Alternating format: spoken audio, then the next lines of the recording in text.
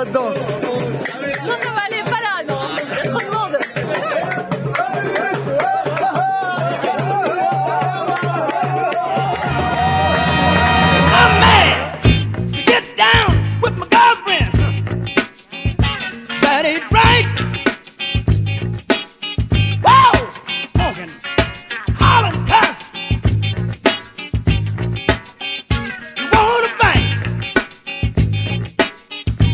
Donc après cette divine rencontre, cette providentielle rencontre Avec le coréen.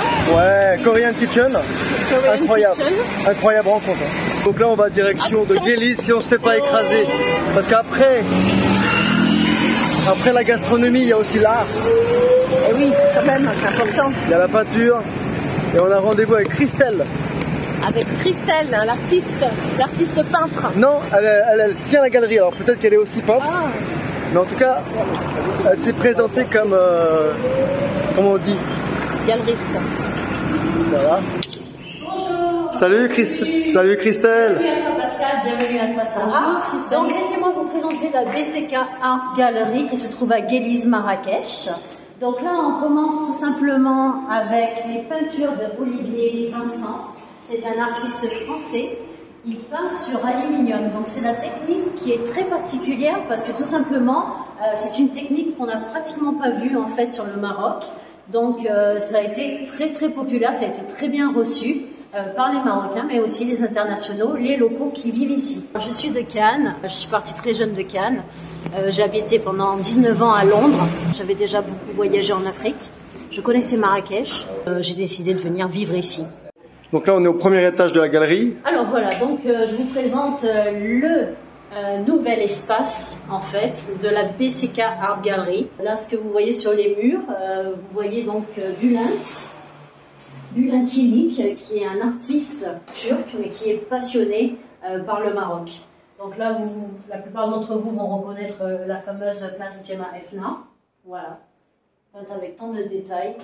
Tu le connais depuis longtemps? Il expose Alors, depuis moi, longtemps? je ne le connais pas personnellement, mais c'est Monsieur Driss Benani, en fait, qui est le directeur de la galerie, qui a voyagé en Turquie et qui l'a rencontré, qui a eu la chance de le rencontrer. Et bien sûr, il est tombé amoureux de son art et il a dit il faut absolument que je fasse la promotion de Bülent ici, à Marrakech, au Maroc.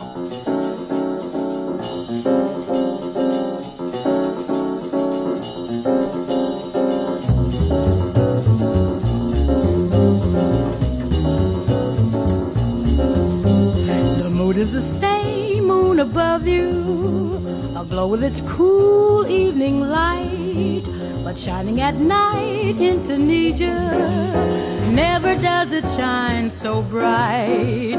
The stars are aglow in the heavens, but only the wise understand that shining at night in Tunisia, they guide you through the desert sand. Words fail to tell a tale too exotic to be told. Each night's a deeper night in a world ages old. The cares of the day seem to vanish. The ending of day brings release. Each wonderful night in Tunisia, where the nights are filled with peace.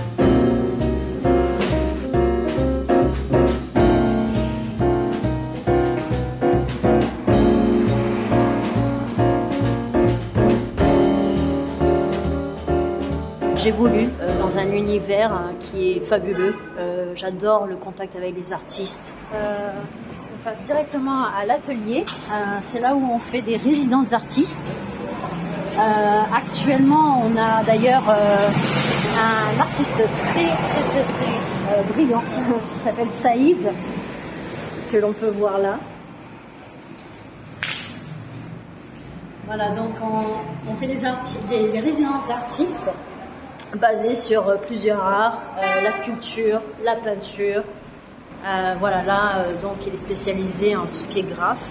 Donc on aime bien en fait le côté street art aussi, et donc Driss Benani met beaucoup en fait de son temps à trouver, comment on appelle ça, des pépites dans ce monde-là, dans cet univers-là.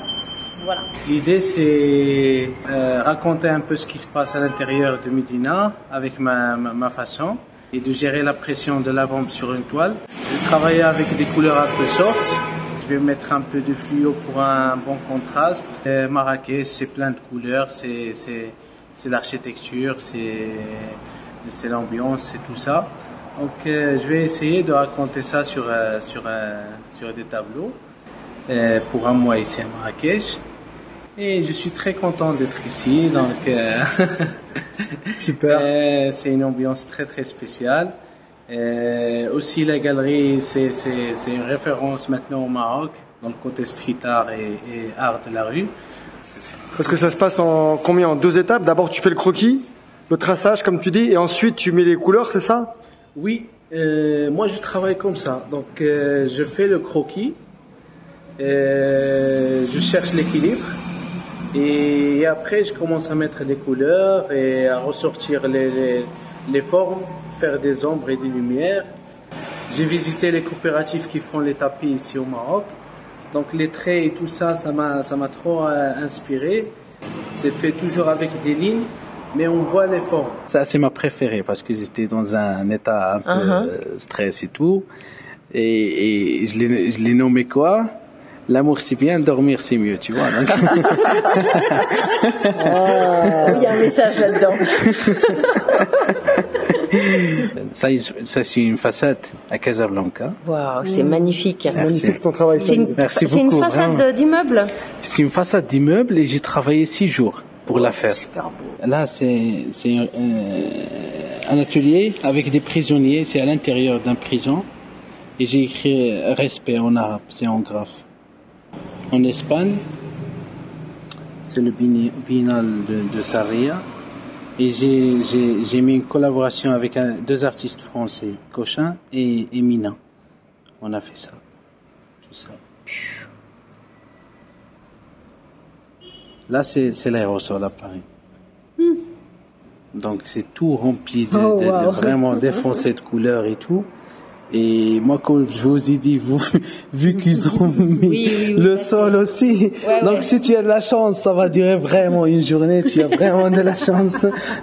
Sinon, tu vas être recouvert en 2 heures, t'es recouvert. En 2 heures, il y a notre graffeur qui vient, tu vois, et ce qui est bien ici, c'est que tu peux aller peindre sans demander aucune autorisation et tout. Pendant 1 heure, après c'est fini.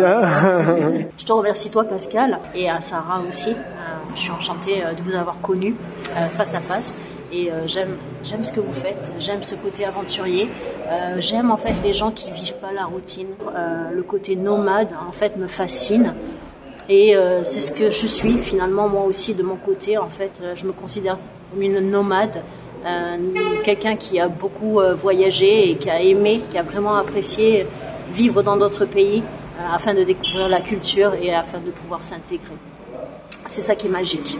Voilà. Merci Christelle, merci beaucoup. Merci à vous, merci les gars. Merci. Hein.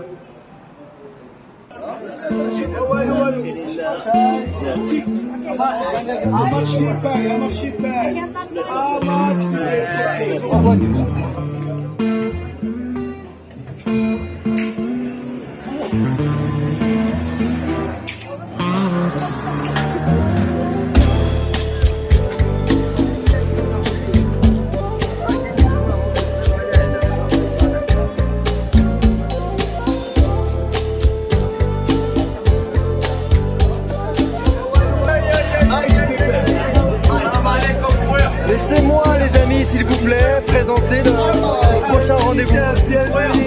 Ça va se passer là-haut.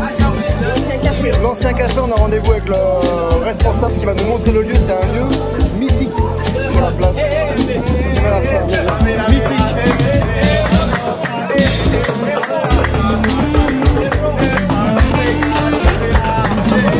Un petit pas de danse.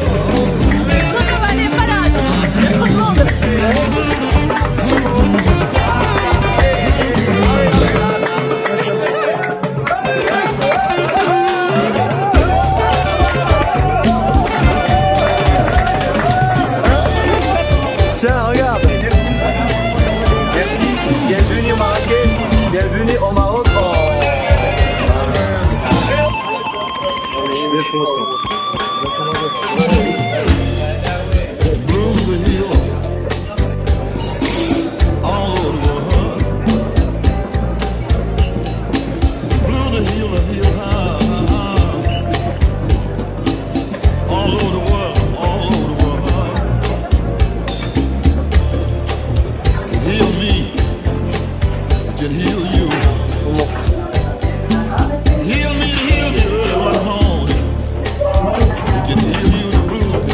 faire.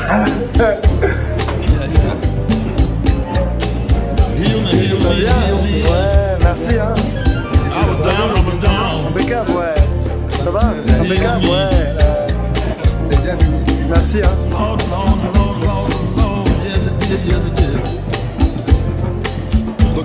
C'est où? Ah ouais. Mais là, hein.